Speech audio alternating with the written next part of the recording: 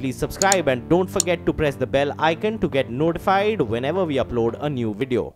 Ambareesh Baliga is also with us. Ambareesh, in fact, let me talk to you about tech. I mean, tech and pharma seem to be the only things that are working in the market. Would you look at fresh sort of exposure to frontline tech right now? Or would you go with mid caps? How would you approach the basket? No, in fact, I've been suggesting a buy in technology and pharma for quite a while now, if I'm not wrong, the last 8 to 12 months. So if someone doesn't have an exposure to tech, at this point of time, I would say possibly hold on because tech has already moved. I think it's more or less consolidating at these levels. But if one doesn't have pharma, I think one can still look at buying because we have just started, from the bottom. I think last week when I was there on the show, I had mentioned very clearly that I think the pharma stocks have bottomed out.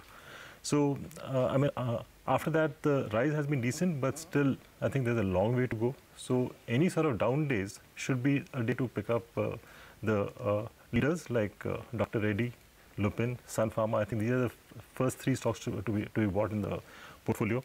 I think stocks like Cipla and Wockhardt may not really perform, as well as these three stocks, but then I think one should have Lupin, Dr. Reddy and Sun Pharma. Ambareesh, I just wanted your quick thoughts on Jindal Steel and Power. Just put out the chart of the stock.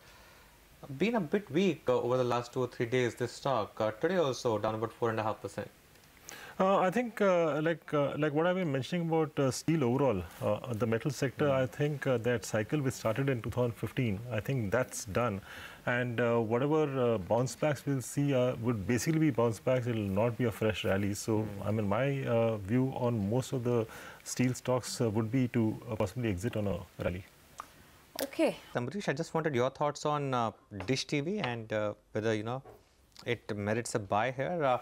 Once again, slipping back. In fact, the story in the last 3-4 years has been, acquisition of subscribers.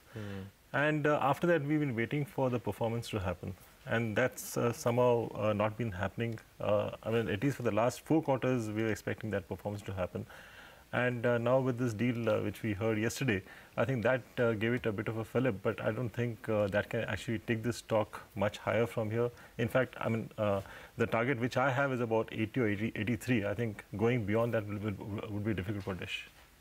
Okay. Ambareesh, before we let you go today, anything fresh, any new ideas that might have cropped up? Same old ideas, but we're discussing about NBFCs some time back. So I would talk more on the PSU banking space. And I think the PSU banking space is more or less bottomed out at this point of time. NPA provisions is more or less done.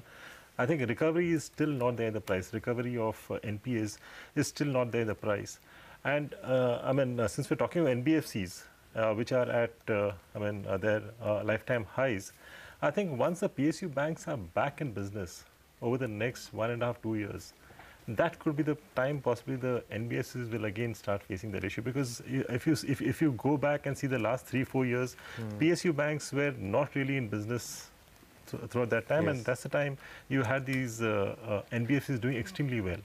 I think there it will start turning back a bit. So possibly what we were discussing some time back, I think this could be a good time to start booking out on NBFCs. And a good pair trade for longer term could be buy PSU banks, start exiting NBFCs. All right, Ambareesh, thanks a lot for your time today. Have a good weekend.